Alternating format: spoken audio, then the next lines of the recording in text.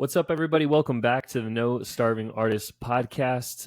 We have an incredible guest today that we're going to get into in just a second, but don't forget www.nsadance.com for all things No Starving Artists. You can check out the podcast episodes. You can get dance critiques there. And by the time this episode comes out, you should be able to either pre-order or order clothing. So be sure to hop over there and check that out. But I digress. We have an amazing guest today that I'm really excited to talk to because he teaches a style that I am a huge fan of, although I do not do myself, which is an odd thing. But we have Michael on the podcast, Mike the Tapper online. So I'm going to pass it over to him and let him introduce himself more formally and give you a little rundown on who he is and what he's doing. I appreciate it. Thank you. Really happy to be here. Been looking forward to this. So I've been dancing since about the age of 2. Started in tap. My dance teacher was predominantly tap, but I mean, she was obviously, skilled in all styles. Basically carried all the way through and, learned jazz and acro and hip hop. Eventually, as I got older, took ballet. My mom was a ballet teacher, but she was really good in tap also. And, yeah, it just basically kind of, my mom was also pregnant while she was dancing with me. So you could say I was like dancing, from the very, very beginning. But yeah, I teach at 5 dance studios here in Northeast Ohio. I do conventions now. I judge. I teach workshops. So basically just all over now. I've been dancing. So what about 30 years? It'll be 30. Oh, it's 30 years. Oh, geez. It's 30 years now that I've been dancing. That was a realization right there.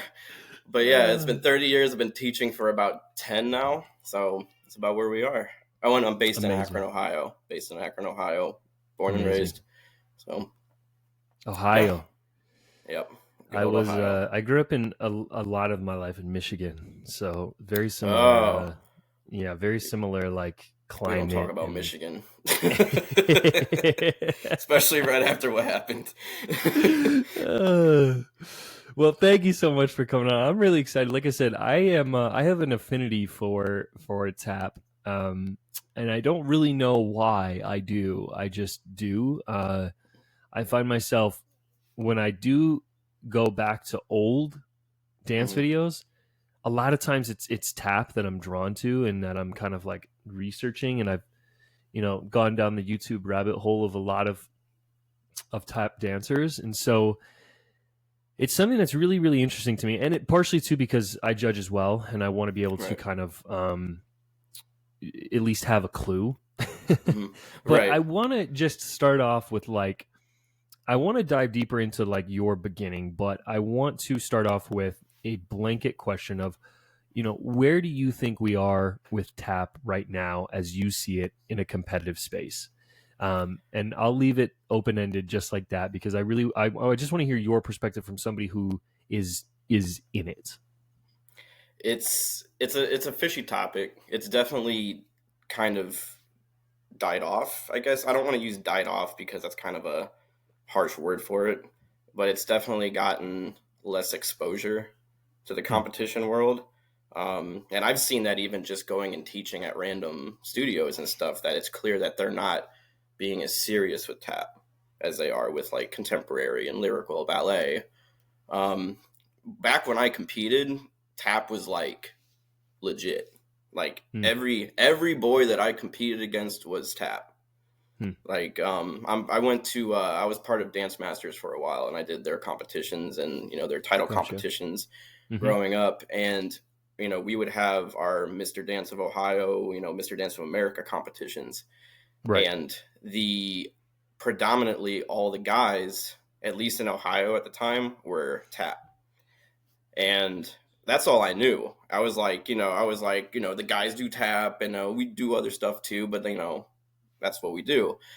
Then I got to nationals and it was like the biggest wake up call, because we had nationals in Las Vegas and I was about 13 years old, and I'm like, oh, like I'm really good at tap, about to like really kill it over here.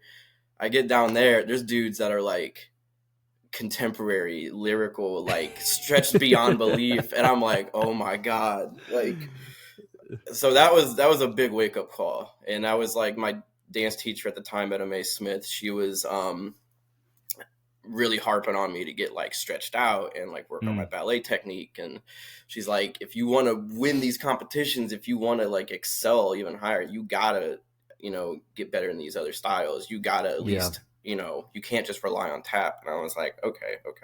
So, you know, it has, as it's gone to the competition scene now, it's definitely noticeable as a judge, especially because as you're sitting through all the numbers, I'm like scoping out through the program how many taps there are, just so I can like, there's like 4. you know, there's like 4, and it's like, you know, 7 to 9-year-olds. Then I'm like, all right, cool. Like, and there's maybe one senior category. Like I have a soloist that I take, and she's 16, and she's like the only tap that you'll see like a lot of the times, maybe another one, you know. So it's it's a good thing and a bad thing, because, you know, you obviously want to see more of the style and you want to see more variety of it, but it also helps at a competition because you stand out.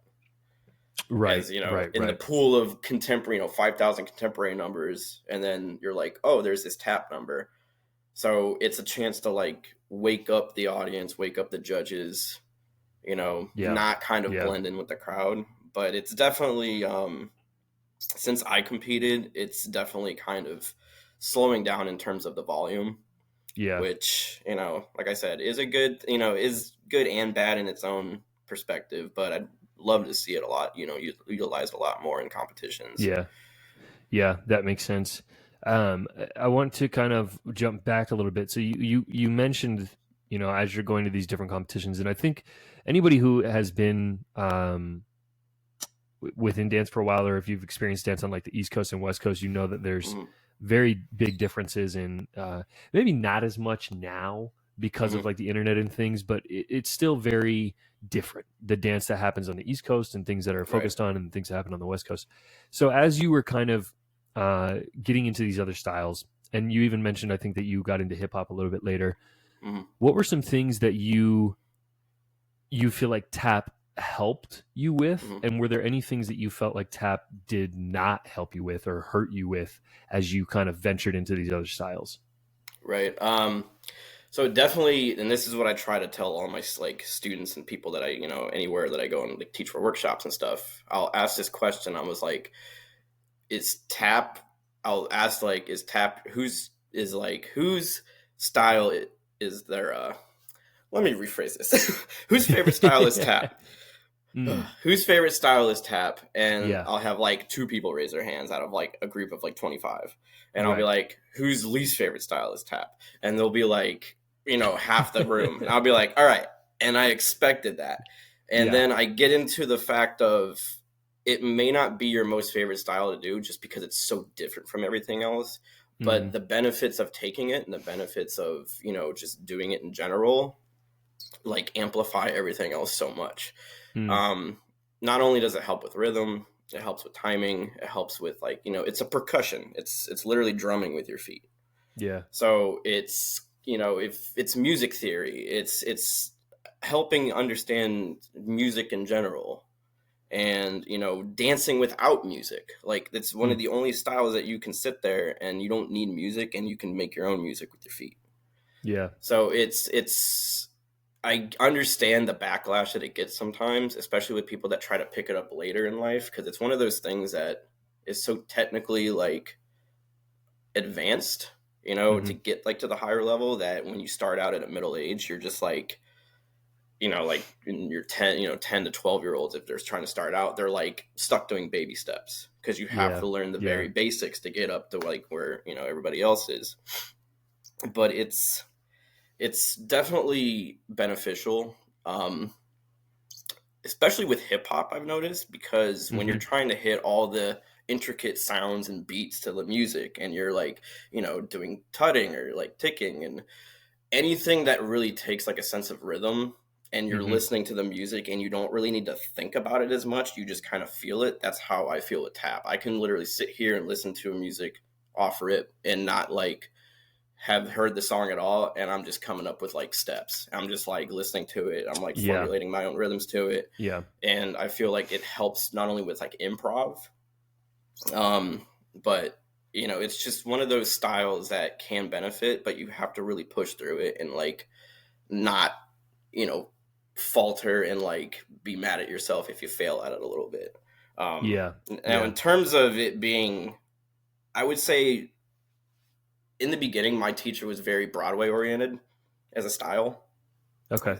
And then I started to adapt into like hoofing and like the more of the street style tap. Yeah. So you start letting your like arms flow more. You start letting your body kind of, you know, dip down a little bit more. Your knees are more bent. Like you get that kind of like more grounded feeling as a tap dancer. And it's, that, especially now, since I don't take classes much, when I try to take like anything that's not like hip hop or tap, it's very noticeable that my body, like my posture is not as like good as where it was. Yeah. But that, you know, like I said, it's just because I haven't done Broadway as much as I used to, or like the Broadway style, because we used to have arms out, you know, straight up and blah, blah, blah, like all the old time step arms. Like we would do like all that stuff. And it was like, it was you know, like my teacher harped on getting us on like shoulders back, all this stuff, like being straight up. Yeah. And it's not as, you know, looked at now, especially with like competition. Whereas like I really don't choreograph a lot of arms in my stuff anymore. And I'm like, I want them to work on flowing and kind of using, especially with soloist group dances. I try to make it a little bit more uniform. Yeah. But soloists, I just let them kind of, you know, free for all with your arms. Let it flow. Let it look natural. And I rarely ever hear a judge comment on it. I've heard like maybe one or two say, I would like to see a little bit more arms used. But that's only if they're not as strong. So it can kind of complement them in like the easier steps, and it kind of makes it a little bit more cohesive. Yeah. Okay. Yeah, I can see that for sure. Because I was going to say that's when I judge, I know you know, bare minimum, very bare minimum, and so I try to judge off of the things that I do know, one, and then from the standpoint of like staging and things like that. Yeah. And yeah, I feel like I have been definitely guilty of that for sure. Maybe guilty is not the right word, but yeah, I think when it's a less advanced dancer, I tend to lean more on, you know, what are your arms doing? What is your staging? Whereas opposed to if their technique is just overall better, I find myself not really in that space of critique as much. So that makes sense. Yeah, I feel like one of the reasons why I am so drawn to tap is the connection between tap and hip hop, and I think it's both like a cultural connection going, you know, way back to the beginning roots of tap, but I think it's also just that, and maybe that's simply all it is, but there is definitely like a very big overlap between the way tap artists approach music and the way hip hop artists approach music. It's very, very similar. The musicality is the choices are very, very similar. Obviously the movement is incredibly different, but just from a music standpoint, like you said, it's very, very similar. Which it's interesting to hear you describe it in that way. Because I think it's something dancers struggle with a lot is musicality, and it makes sense because none of the other styles really focus on musicality. Contemporary's getting there. Contemporary's definitely utilizing it a bit more, but I've noticed that it's, you know, hip hop. It's definitely like helped my hip hop, and that's how I was watching. The reason I started hip hop was because of America's Best Dance Crew. Fair enough. And, you know, we didn't like I said, my teacher was like 80 years old. You know, we had no like purpose of starting hip hop, doing hip hop. I remember like, and this is just like a funny thing that at 13, when I did Junior Mr. Dance of Ohio, I competed Black Suits Coming from Men in Black 2. Okay. And I'm like, you know, this is, you know, she's used to like old big band tunes and like Yep, 80s yep. songs and stuff. And I'm like, she finally let me pick a song, and I'm like, all right, it's Will Smith. And she's like, oh, it's like rap. And I was like, yeah, it's rap. It's like hip hop, and it's Will Smith. Yeah. And she's like, oh, and I'm like, obviously I'm gonna wear a black suit and black shades. Like Yeah, that's of course, yeah. what does she pick for me to wear? She picks like the most basic looking like hip hop attire you'll ever see. Oh, I love it. And like baggy cargo pants with like this big old t-shirt and like a beanie. And I'm like, what is this? This is black. This black suit's coming. But yeah, like my mom dabbled in it a little bit, but she had those old hip hop tapes from like the 80s. Yeah, and she was like studying those, and she was bringing it a little bit like into the studio, and we were like starting to offer up a hip hop class, and she taught it for a little bit. And then once I started getting more interested in the So You Think You Can Dance and like and America's Best Dance Crew, I was getting like, I want to do this so bad, like this is the stuff I want to do. So she she finally at like, I forget, I was like 16 or 17. I was like, she just let me take over the hip hop class, and I was like, sweet, like I'm gonna finally like get to do like the hip hop I want to do. And it was like, it's a realization when you're like, all right, I need to kind of plan this out a little bit more. You can't just jump in and do it. But it was like, we finally started to pick up on hip hop a little bit more, and that was kind of like my introduction to it. And then I started taking classes from, at conventions and, watching more videos on YouTube and kind of teaching myself along the way. But that's kind of my introduction to it. That's amazing. What is your, what's your approach going to workshops, going to conventions? So outside of the kids that you're regularly teaching, what's your approach when, a situation like what you pointed out, you ask the class, whose favorite style is tap, and nobody raises their hands. That the metaphorical cards are stacked against you. What's your approach? How do you do you have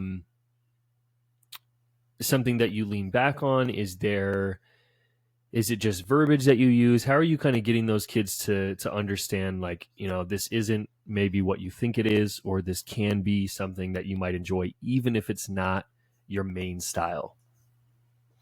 I always give them like a little talk in the beginning, and I'm like, it's called tap dance. It's not just tap, it's tap dance. It's still a dance. It's still a style that you incorporate with everything else. It's no different. Like, and I kind of relate to it because I was the one that always stayed in the back in like, lyrical, ballet, jazz. I was like, okay, put me in the back corner. I ain't gonna be like, up in front trying to. And now that I look back on it, I wish I would have done it differently, because I feel like that would have made me a better dancer. That would have like kind of given me a better appreciation for it. And I kind of relay that to them, and I'm like, we're not looking for you to do everything perfect.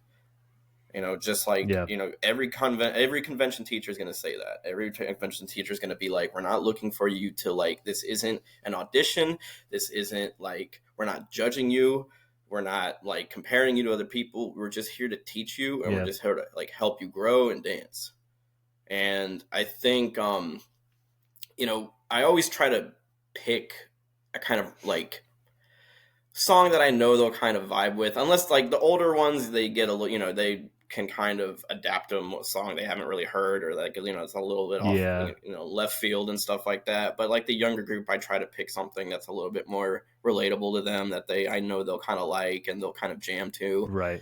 And keeping it simple but high energy is also a good thing. Like with a mini group, I do a lot of like step heels and like, just kind of like heel clicks, like flaps, and just, but keeping it to where it's like quick enough that they feel like they're really working their butts off, and that they're not doing like baby steps, but they're still getting it and they're still understanding the rhythms and all that. And they're not being discouraged to the point to where I'm like throwing out like, shuffle pickup, and the rhythm turn going around toe stand. And then they're like, what is going on? Like it's just, it's I've been to some of those conventions where I've like been in teen Yeah. classes and I've been like, what is going on here? Like I can't even pick this up this fast. That just might be me being like old now and I can't like retain things anymore, but it's whatever. But I noticed that they kind of adapt more to just understanding the music, like wanting to keep their feet moving, and then they don't get as like let down. So it's, you're trying to, especially for the ones that aren't as high on tap, they're not really like, it's like I would, especially the ones that don't even have tap shoes. Like there'll be like people in sneakers in the back. Yeah. And I'll be like, and I'll look at them and I'll be like, I appreciate that you guys are here. I'll like call them out. I'm not calling you out to like pinpoint and be like, oh, you don't have tap shoes. Like I'm saying like, I'm appreciating that you guys are even here and doing this right now, because some of them just sit off to the side or they don't even come in. So, I look at them, I'm like, maybe this will have, maybe this will kind of push you into the, into getting tap shoes. Maybe this will push you into your next class. Yeah. Maybe this will kind of make you appreciate it more. You don't want to push too hard on students that don't understand it as much, because it's so different from the other styles. So I try to lean more. And also, if you've ever, I'm sure you've seen Chloe Arnold on, she incorporates, when you were like comparing hip hop and tap, she throws so many like hip hop elements into it. Like even just like little like hip hop, just like movements in between her tap steps. And then she'll like almost do like stepping, she'll like do stepping and incorporate that. And it's just, when you kind of can mix those genres, it makes everything feel a little bit more relatable. So you try to be like a little bit more movement with your body. You don't want to just be like straight up and, constantly using your feet the whole time. You kind of want to be able to have everybody move and feel like, even if it's like contemporary, jazz a little bit more. Don't let them be afraid to like use their bodies and just focus on their feet, because I think that's another thing that they get freaked out about, is that they're like so worried about it being so technical, because it is a technical style, but they're not letting their bodies go through the motions. They're not letting themselves just dance through it. I couldn't care less if like your feet are doing the right steps. Like honestly, if you're in a convention class, I care if you're just like standing there and just like gawking at me the whole time, like going like, I can't do this. I would rather have you move across the floor, giving it your all. And like, you do, if I'm doing a paradiddle, you're doing scrape, scrap, scrub, like whatever you're doing with your feet. I'm like, I couldn't care less. Just like, give me something and I will appreciate you like a million times more. And then hopefully they will appreciate the class a lot more, that, that vibe is kind of there. Is there a certain level of like, or was there a certain level of you having to kind of check your ego when you first started teaching in those spaces? Or were you, because the only reason I ask this is because I've witnessed this a lot of times at conventions where unfortunately, classes turn over, tap is next, and there's this like mass exodus of kids that leave the room and they go whatever, they have a snack or they just leave. And I've seen it a handful of times where the teacher, rightfully so from the teacher's perspective, but maybe not so from the dancer's perspective, takes that very personally and and kind of like projects that onto the room. And so I would imagine that there has to be some sort of like internal monologue that you must have to be like, okay, take a breath. They don't quite understand it. They don't, is that kind of, are you having to walk yourself through that at this point? Did you have to in the beginning, or was it pretty instant that you were just like, cool, let's go with this?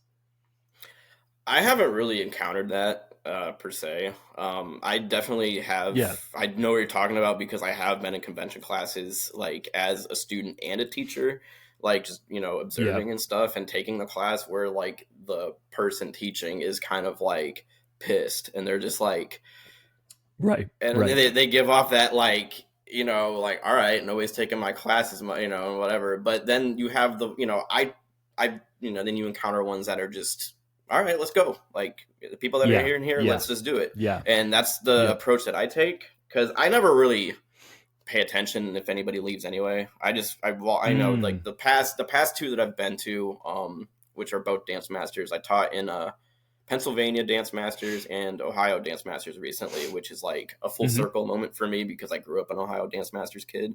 So I was like amazing. Teaching at that, and I was like, this is weird. Like I'm like sitting on the stage, and I'm like, all right, cool. That's amazing. Yeah, it was fun.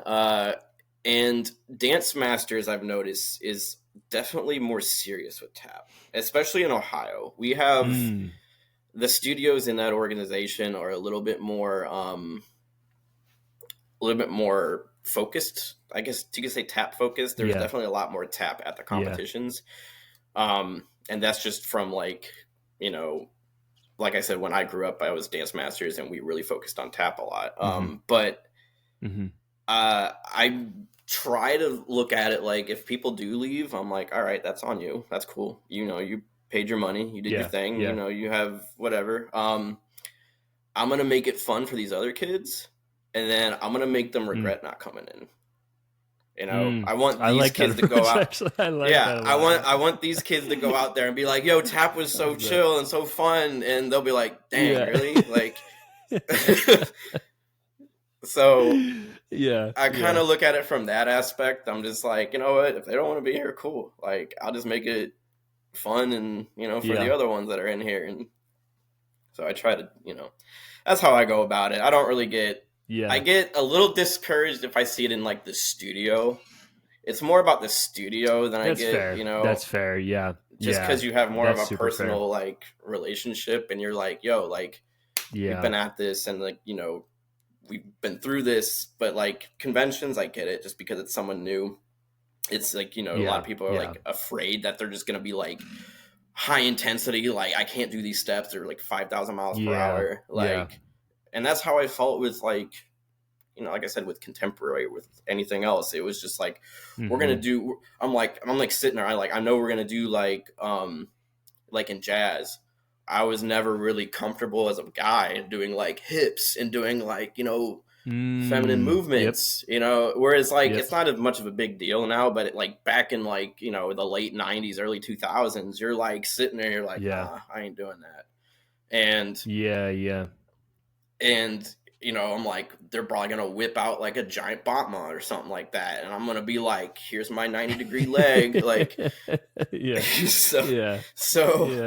I mean, it's, I get it, you know, so I don't fault them and they're just kids, you know, they have that, like, you know, they don't want to be embarrassed and stuff. But I try to, like I said, I'm like, you know what, let's make it fun for the kids that are here. And then hopefully next year they'll kind of push those other ones to like, just take it with us, you know, like, and all that. So try it. I love that. I want to pivot to your studio life a little bit because I think it's interesting. So you teach at 5 studios. 5 studios. What was your 5 studios? What's your advice to?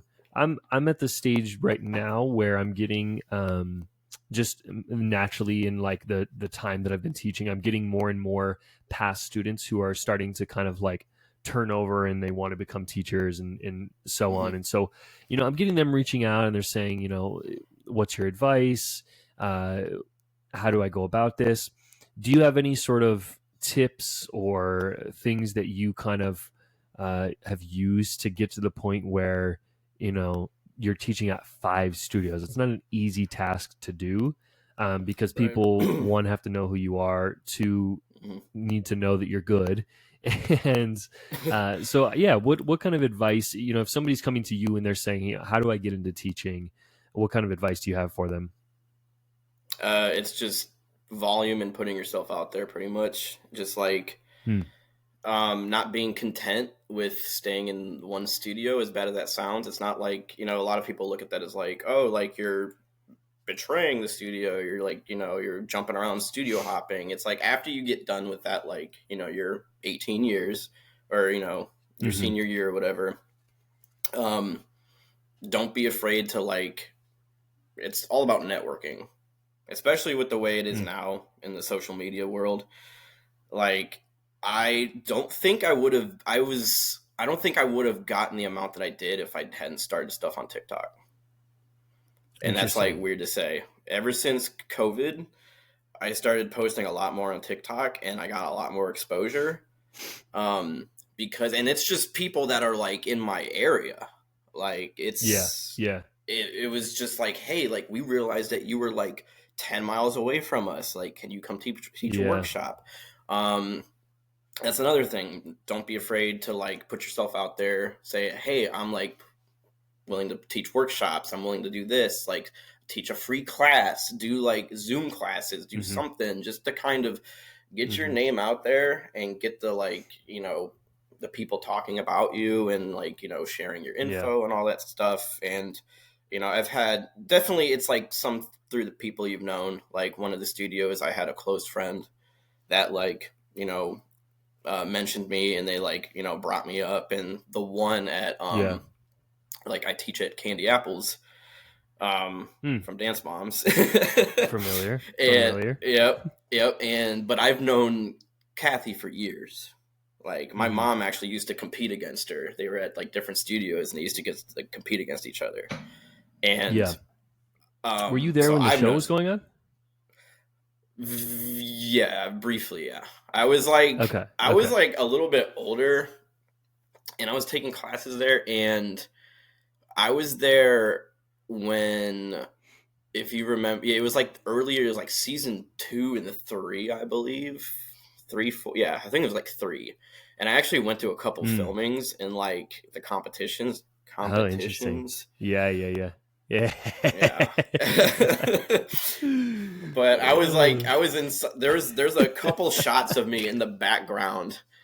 There's a couple shots of me in the background, just like, you know, looking derpy and like blurred out. And I'm just like sitting there, just like, it's amazing. It's so like, and like, I'll have students be like, I saw you on Dance Moms. And I'll be like, oh, great. Cool.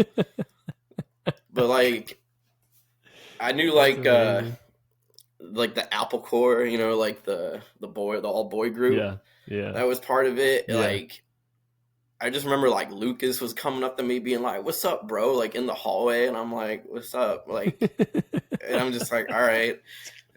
And she's trying to run like her classes, but then she's got like the producers there that are in like the other room, like, you know, doing their like choreography for the show. And it was a hectic time. It's definitely calmed down a lot now, but she still gets a lot of like calls, and there's like people that go outside of the studio to take pictures.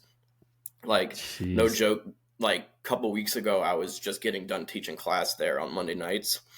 And I'm sitting there in my car, just like sitting on my phone before I go to take off. And I see this like car pull up, and I just look over, and these like teenage girls get out, and they're like going to the front, and they're like doing little jumps in front, trying to take pictures. And I'm just like staring. I'm just like, amazing. Yeah. That's so amazing. It's still a thing. It's still alive and well for people wanting to. It's still alive and well. Yeah. Yeah, I don't think I realized it was Abby's studio wasn't in Ohio, was it? Or it was? Hers is Pittsburgh. Okay. Pittsburgh. So I went. I actually.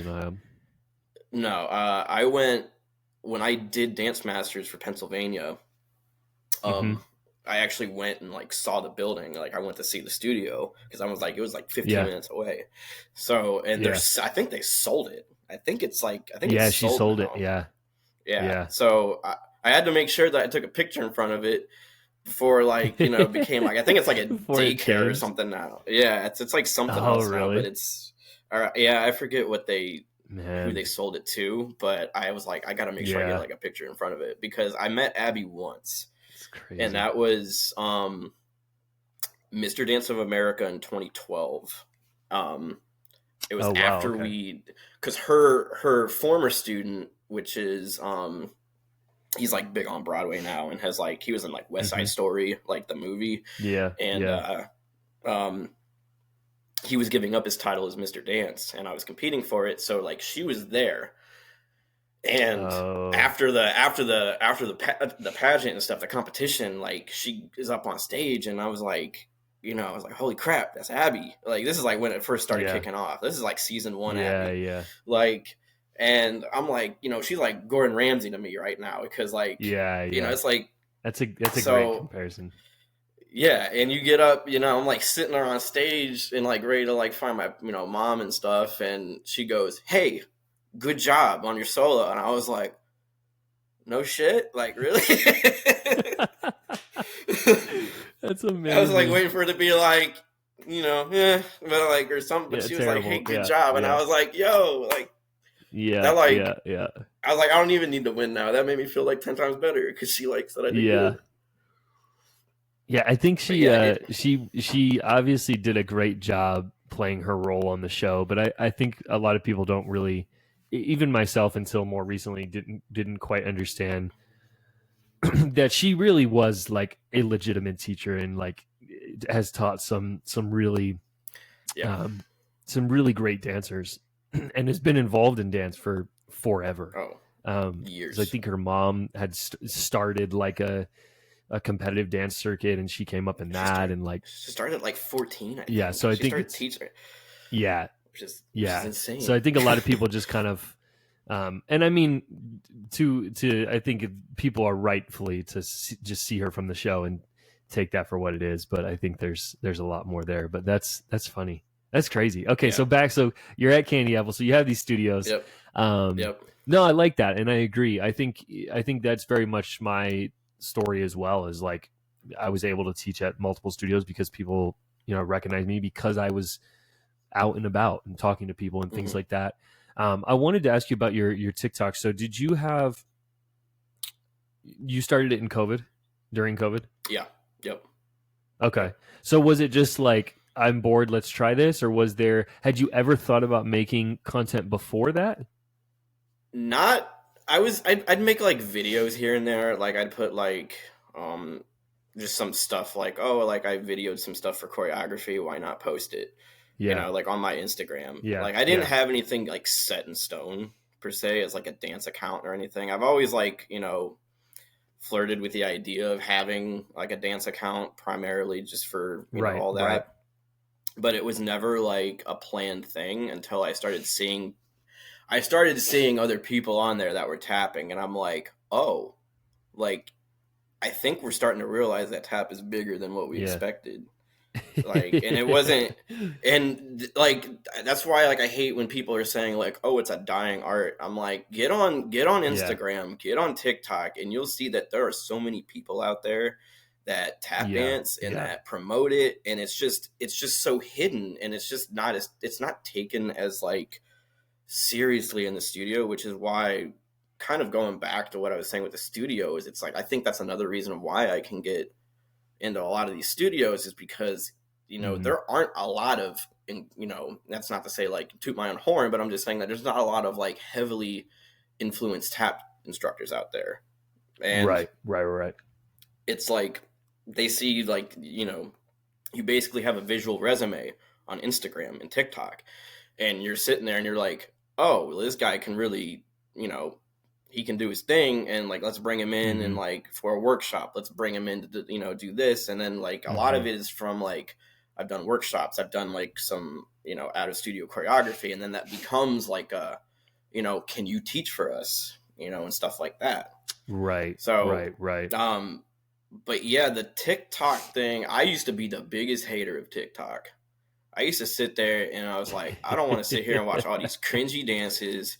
I don't want to like these Yeah. stupid Yeah. trends, and I'm like, Yeah. Yeah. I was like, I'm never going to get on TikTok. I'm never going to do it. And then Yeah.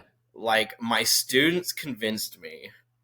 They're like, you got to make one. You got to make like I think it was the Renegade at the time. They're like, you got to do that Oh, with okay. us. Okay. And I was like, Yeah. oh Yeah. Yeah. geez, all right, fine. Um, and then I was just making that, like I was making like really corny videos in the beginning. It had nothing to do with like dance. It was just like really just Gotcha. Okay. random like videos. And then Uh-huh. um I realized, like hashtags and stuff were like kind of like getting your like name out there and getting like your videos out there. So I saw Hmm. one where I was like, oh, it's like I made like a TikTok about just some cliche about Ohio, Yeah. and I got all these like random people from Ohio. Like it kind of picked up a little bit, had like 20,000 views, and it's just all these Yeah. people from Ohio commenting like, "Hey, I'm from like Parma. Hey, I'm from Columbus." I'm like, cool. I'm like, all right. And it's just all these like, people from Ohio just start following you. And then I'm like, what if I can do this with dance? Like, what if I can do this with like tap and really make something? So I started posting like, dance clips, and I started posting stuff with my students, and I started posting stuff with like, just, a lot of, I wanted to make it like funny. So I did like a lot of just kind of cliche dance, like comedy skit thingies, like just things people can relate to. And those are the things that really drives like views and stuff. So, but obviously I wanted it to be like a little bit more focused on, my work and my choreography. So I was like filtering all that in too. And then I transitioned a little bit more to Instagram as they kind of started rolling out reels. And I built a little bit of a following on there, and I started having more success on Instagram in terms of like views and like just kind of being pushed out there. I was getting more DMs through like Instagram, because I feel like more businesses are just kind of like working through Insta. So I've been kind of focused on that. I've fallen off recently on posting, only merely because like, teaching in 5 studios basically 7 days a week right now is I get home and I'm like, I don't feel like putting this camera in front of my face right now. Like, I just want to sit home and like, that's a lot. But it's, that definitely was like the start of it. It was like COVID and like 2020 era, like, 2020. And I was like tap dancing on like, I didn't really have a good space to like do anything in my room. Like I had, my living situation wasn't really the best to like do anything, like especially with tap. You can't do much. You're gonna be like getting like noise complaints, and can't really do much. So upstairs neighbor activities. I didn't even have like a legit I didn't even have like a legit tap board. I went into like Home Depot and I bought this like chintzy like cheap plywood, and I'm just like shoved it in my car, and I drove to like one of the parking decks down by Akron U, and I was like I just went on top of the parking deck, and I'm just like tap dancing on the parking deck on like, and I'm like videoing myself doing it. And then like you see like people outside of like the dorms and stuff going like, what the hell is this guy doing up there? And, and I'm just like, here I am. So I started posting stuff from there. But you also gain a lot, like we gained a lot of traction as like a tap community.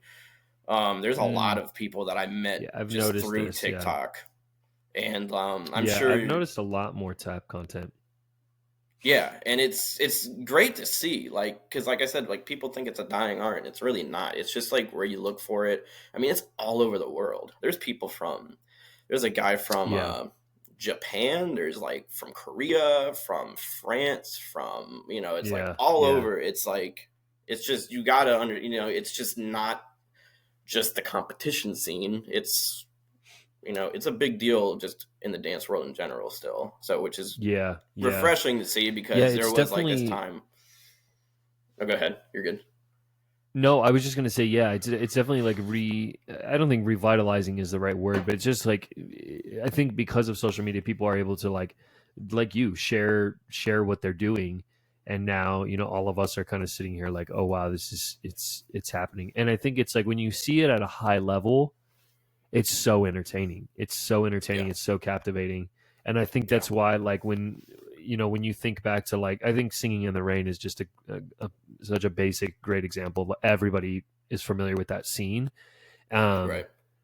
And granted, like, it was a time when, like, just musicals and that was more popular in general. But, like, I don't think any other style could have done to that scene what, the essence of tap did. I think it was like, it's just, there's something about it when it's done at an extremely high level, and when it's done with creativity and bravado, that it's like, it's just very captivating. It's very, very, it's very captivating to watch. Moses Suppose is probably one of my favorite routines. Oh, so good to watch. So good. And that's the one I like always tell people. It's like them, the Nicholas brothers, jumping down the stairs, so good, in splits, and I'm like, everybody's like, you did, like, my teacher growing up was, like I said, she was really old school, so she loved over exaggerated, like she put leaps, she put turns, she put like flips in tap. And I'm like, and you say that to anybody now and they're like, hell no. Like, I'm definitely not doing like anything like that. Like I got I remember I got ripped one time from a judge, and I put an aerial in one of my tap routines. And and my teacher, the whole, like, if you go back, and I have a post of one of my old solos, and I did Beat It. And literally the first 4 counts of 8 is just turn section and leaps, and just like that's all it was. And then I start tapping like later, and I'm like, she was all about like the showmanship, like the wow factor, just like, you know, I mean, that's like, what it was. Yeah, and it's I was, that's why I look at some of my kids now, and I'm just like, they're like, can we get water? I'm like, no. You can't get water. Are you sweating? Are you like, are you exhausted? Yeah. I was like, I did my solo like once, and I was like ready to like be on my deathbed. Like, I was like, it's so different now, but I mean, I get that it's like, you know, just the time frame, but yeah, it was, the Nicholas brothers, like that most supposed scene was probably like, I don't know. I want to recreate that so bad. And I saw like Derek Huff recreate it. I'm just like, it's so good. But then going back to like there's one. No, go ahead. No, I was gonna say there's one. I won't remember the movie, but there's one where I believe it's Gene Kelly, and he's like using newspaper, and he's like tapping. So it's like my Roman Empire. Like, I constantly think about that scene, because it's just like, just the idea of taking something so simple, like so like just not even like, if you were just to describe that scene to somebody, I don't think it would be like, oh, okay, that's cool, like, sure, that's fun, right? But then just like the execution of it was so unique and so creative. So that's one that like definitely stands out in my head a lot. A lot of the old Gregory Hines movies too are, you know, I think it's just the movie called Tap. There's one called Tap, and they have a challenge scene where it's just like at the end, and it's just all these like iconic tap dancers, just like they're like, you know, in their 60s, 70s, and they're just breaking out steps like they're in their 20s. You know, and they're like so hyped up doing it, and they're just like, challenge, let's go, and they're like, and like, it's just, I don't know, like, just watching kind of tap out of context in like the competition world, and just watching people just enjoy it as an art style, you know, as an art form, is to me sometimes more enjoyable, just because it takes away that, like, you know, that burden of it being like, you know, compared against other styles. And it's just, I don't know, I've noticed too, is like growing up, you think, you know, I'm sure you've kind of experienced it too, but when you grow up, you know, and you're like at your studio or whatever, you're like, you know, like, oh, like, I'm really good. Like, I know I'm really good. You know, I was like, I won some stuff. And like, then, you know, obviously, like I said, you get out to competitions and nationals and stuff, or like see other dancers. When I got on TikTok and Instagram, I thought I was good at tap. I see people on there that are doing like the most insane things with their feet, and I'm just like, there's no way my like ankles would literally explode. like I can do like I can low key do like double wings, you know, where it's like, you know, you do like 2 wings at once. There's people that are doing triples on 1 foot, and I'm just like, I'm like sitting there, I'm like, how? Like, how is this possible? Like, how and why? How and why? Like, I'm like, now I'm like, I need to go back to the drawing board and try to like relearn and teach myself how to do these things, because I'm like, now I feel like I'm down here again. Like, I need to like build myself back up to these people's level. Right. It's insane. So before we do this lightning round, which is new for everybody watching, I'll explain it when we get there. I want to ask you one more question that we've talked about a little bit, but so your perspective on, because you judge, so you're sitting next to other judges who if it's anything like it is here, I'm assuming you're sitting next to majority judges who have no clue about tap outside of very basic things. Right. And I have this theory because I get comments all the time. I get messages all the time about, why does tap get scored so low? Why do tap routines not place as well? And my theory is that majority of judges don't have a great understanding of tap. So when they see a really good tap routine, or they just see tap in general, they don't necessarily want to expose themselves to not knowing what they're doing.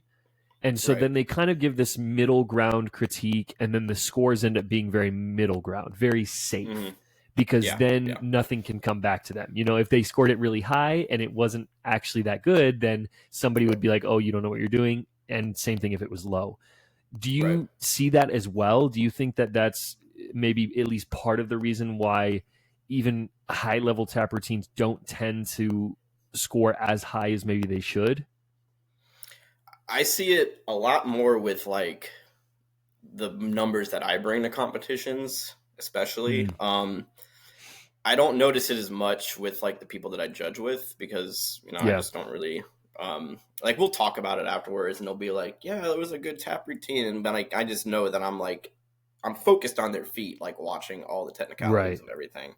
Whereas like I'm assuming like the ballet judge, whatever you want to classify them as, are kind of like more looking towards, and this is like kind of goes back to like your posture and everything, like what you're doing with your arms. They kind of focus more on what you're doing in the performance aspect. So I've noticed it a lot with my competition kids is you'll hear the very basic, like, nice shuffle, nice this, work on, I'll hear a lot of about tones, about accents, about stuff like that, which is, that's fine. I'll take that. There was one that in particular, like, really struck me though. And I think it was one of my soloists, and they said, would really like to see that clap a little louder. And I was like, all right. Oh no. I'm like, yeah, she's like, really clap next time. And I was like, okay, well, that was just a fish, like a compliment to fish for, or something to fish for right there. So you're just trying. Yeah. So you definitely feel those like moments where you're listening and they're just trying to like think of stuff to say, because honestly, and this sounds bad, but that's me when I see a point number. I'm sitting there like, very fair. Yeah. I'm like, what do I say? And they're so short. Yeah. The point numbers are so short to where you have like 50 seconds of like trying to find something to go. I'm like, stay up on that box. And I'm like, all right. And, it's like hard when you're not judging, when you're judging something that you're not really exposed to, because obviously as male dancers, we're not doing point, I mean, you can, but I mean, it's, you're not brought up to really do point.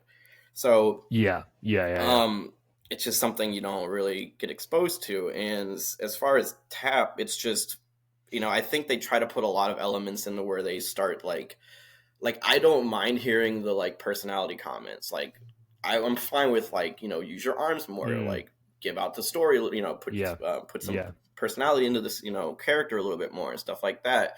And then I'm like, hopefully I just want like one tap judge. Give me somebody that's really experienced in tap. At least one person that has a clue.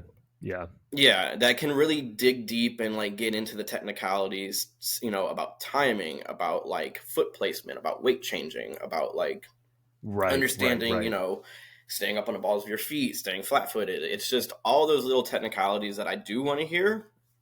I don't need to hear it from all three. I like having the different perspectives, but it's just, it's definitely, you can tell who's kind of, like you said, it's like you kind of hit the nail on the head when people are judging safe and they're just like kind of like riding that middle line of being like, and then you have the one at the end that's like, like this was like pretty elite, or this one was kind of falling short. And I think too, tend to be that judge right there. Thing. Yeah. Well, I think it's important for judges, like if there are judges listening, or just for parents to understand as well, and for teachers that like, hopefully too, I know when I judge, I heavily lean on on my other judges if I know they're skilled in something I'm not, and I would hope that they Mm-hmm. do the same for me as well. So, if I know a judge is Right. really strong in a ballet background, then I'm Mm-hmm. not gonna take their scores, but I'm gonna definitely, if I'm way off of them, I'm definitely not Yeah. going to take my word over theirs, and it's Right. kind of the same with tap. But I think my benefit is what we were talking about earlier. Coming from a hip hop space where weight transfer is so huge, where Mm-hmm. where your weight is so huge, where musicality is so huge. It's I find myself having a little bit of an easier time, at least giving Mm-hmm. what I hope to be is valuable feedback without actually, having some of those super nuanced details that I would hope somebody more trained in tap has. Um, Right. but yeah, I think that totally makes sense, and I think you would probably agree that for anybody listening that does compete tap, you kind of have to go into it, unfortunately, with just all of this knowledge at hand, and know that like Yeah. you may not get everything that you probably should get. Right. But it doesn't necessarily mean that your routine wasn't great or that you didn't do a fantastic job. I think it's just it's hard. And I think from a judging perspective, just like you were saying with point, it's hard to have the expectation be that every judge on the panel is a high level at every style. Like that's just not Right. a realistic expectation at all. Especially with higher level tap, it's a lot easier to sit there and judge a contemporary routine and kind of as they're like slowly moving through the motions and like accenting the music. Whereas I tap, agree. you're like looking at their feet and it's just rapid fire steps and you're trying to pick up on everything that they're doing. And they could miss a few steps and you wouldn't notice sometimes. But it's like, you're sitting there, you are like locked in and you're just following it. And like I had one judge sit there and they're like, I don't understand how you can like, that's crazy that you can sit there and like just name off steps. And it's just like, and then you're like, I'm like constantly talking. Like I'm just like, all right, watch your feet on this, watch this, like make sure on that paradiddle that you're doing this and make sure on this, rolling shuffles and make sure that you're on cramp rolls. And like I never shut up when I'm talking about tap. And then like I get the other stuff and it's like, breathe through this motion, and you're just like kind of doing that. And I just, it's just so it definitely comes with like, I definitely like understand why a lot of judges have a harder time with tap because it's like, especially with the higher level routines, it is so quick and there's so much going on that you are like, what the hell am I looking at? Like, so that's why they shift their eyes up and they're just like, all right, let me look at what their arms are doing. Let me look at what their faces are doing. So I don't like knock them for 100%. It, but I feel like there definitely needs to be a little bit more of like a background in trying to like educate people a little bit more through it. Yeah. Competitions need to do a better job of making sure that they're staffing, to your point, at least one person that has a very good clue. Okay. We are going to head into a new segment here. We're calling it Lightning Round. Very creative. I'm going to give Mike some questions. We'll do like 3. And the goal here is to answer them as concisely as possible. Okay. So I'm keeping you on your toes here. Let's see. Let's start with this one. This one. I really want to hear your take, and I think I'll ask it. All right, here we go. Will tap still be a widely taught style in 5 to 10 years? Yes. You want me to elaborate? Fair enough. Yeah, give me a little bit. Give me a little bit. Okay. I didn't know we were just like naming stuff off. I believe it will. I don't think it's going to be like, it's going to die off or anything. I think it's just going to be one of those things that people, as studio owners, they need to push a little bit more, bring people in to kind of teach, get people on staff that are a little bit more well-rounded and not like, don't shove it away in the corner. Because I've seen people do that with hip hop and tap. So, it's all about how the studios kind of, formulate their curriculum around it and not to treat it as like a lesser to like the other styles. Like it should be treated just as much as like any other style there is out there. So it won't die. It won't like, I feel like in 5 to 10 years, it could even be stronger than what it is, especially with social media. Yeah. I've had kids go like, I hated tap when I started it, and literally the next year they love it. It's like their favorite style. Yeah. Like, Yeah. and it's that pushing through moment, getting people to like not quit out in the first like few months of learning it Mm-hmm. and getting them through the motions. So, I see, I get, see the worry there, but I don't think it'll lose its Love it. wonder. Love it. Love it. Well, let's go here because you kind of touched on this earlier, so I'm interested to see what your answer is. If you could go back and tell your younger self something, what would it be? Younger dancer Mike. Younger dancer Mike, push yourself more in other styles. Don't just fall back on Mm. tap. Don't just fall back on hip hop. Be a little bit more comfortable with yourself in movements. I remember having to do like a Fosse style routine, and a lot of hips, a lot of like finger movements, a lot Yeah. of just not giving a crap about what people think. And that's Yeah. just any general teenager, general like middle schooler, younger, you don't really give as much of a crap about what people think when you're like, in your Yeah. elementary days. But as you start to get in that like adolescent phase and all that stuff, it's like you start thinking about it more. And I wish I would have, just pushed myself a little bit more and listen to my teacher a little bit more too, you know, um, Mm. working at other styles, making sure, just making myself a more well-rounded dancer instead of like knowledgeably, and Yeah. like knowledge wise knowing it. I wish like physically I would have been a little bit more well-rounded. Yeah. um I love so that. that's I about where love I'm at that. with that. Okay. Last one. A good one to end on, I think. What's your advice for dancers at convention taking tap if it's not their main style?